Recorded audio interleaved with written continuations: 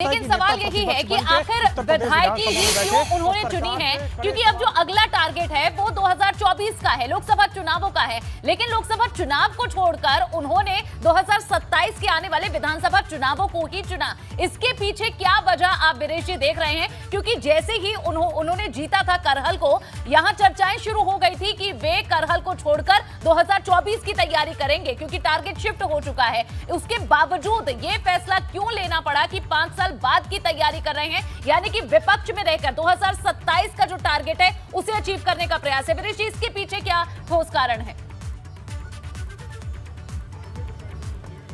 देखिए, इसके पीछे ठोस कारण यही है कि 2027 में वो किस रूप में सफलता के साथ झंडा गाड़ सकें, जुझारू तरीके से जमीन पर रह सकें और कार्यकर्ताओं को जोड़े रखना अखिलेश यादव के सामने सबसे बड़ी चुनौती है। चूंकि 2017 में समाजवादी पार्टी हारी और इस बार बहुत ज्यादा उम्मीद थी समाजवादी पार्टी की सत्ता आएगी, ऐसा कार्यकर्ताओं में और खुद अखिलेश यादव में, नेताओं में, जो जीते हुए विधायक हैं, प्रत्याशियों में। ऐसे में जब पार्टी सत्ता से बाहर रहती है तो आप हाल देखिए कांग्रेस का, आप हाल देखिए बसपा का, आप हाल देखिए अन्य राज्यों में ऐसी पार्टियों का जो सत्ता से काफी दिन दूर रहे हैं।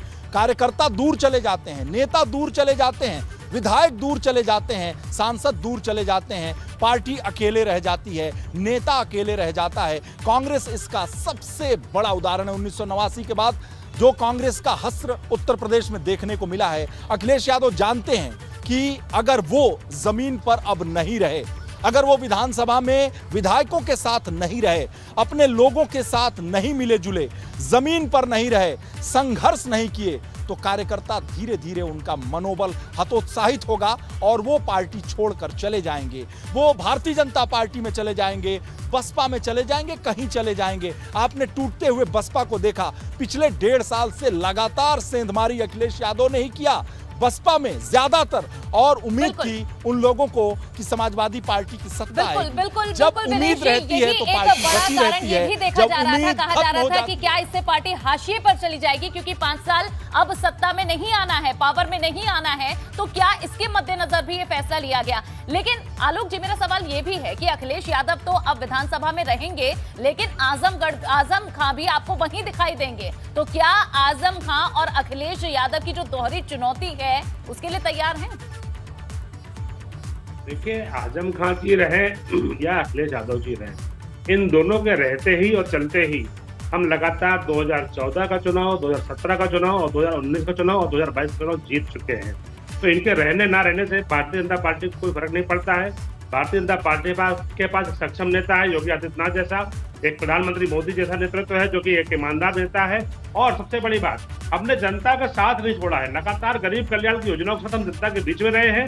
हमने उनको सुरक्षा का वातावरण दिया है, हमने सुशासन दिया है, हमने पारदर्शिता से शासन चलाया है, और जो हमारा 5 साल का जो हमने कार्यकाल चलाया, जनता ने उस पर भरोसा जताया और इन सबको जो है उसके बाद मात दी है। तो ऐसा नहीं है कि हमने खाली जो है कह करके आ गए, हम झूठ बोल के हम राजनीति नहीं करते हैं। हम जो कहते हैं वो करते हैं, और हमारे नेताओं के दामन धुले हुए हैं। हर व्यक्ति जो है, यहाँ पर आप देख लीजिए, चाहे किसी पार्टी का नेता रहा हो, उस पर आरोप लगे हैं, लेकिन योगी आदित्यनाथ जी हो या प्रधानमंत्री नरेंद्र मोदी हो, कोई भी व्यक्ति उन पर आरोप नहीं लगा सकता है कि उन्होंने कोई भ्रष्टाचार किया है या उन्होंने कोई कदाचार किया है। तो सीधी सी बात यह है कि जब नेताओं का जो उज्जवल वो चेहरा रहेगा, जनता से जुड़ाव रहेगा, तो जनता भरोसा करती है। चलिए, बिल्कुल, और जनता की एक बड़ी भूमिका ये भी रहती है कि वो सत्ता पक्ष तो चुनती है, लेकिन मजबूत विपक्ष भी देती है। और क्या विपक्ष को और ज्यादा मजबूती अखिलेश यादव का ये फैसला देगा?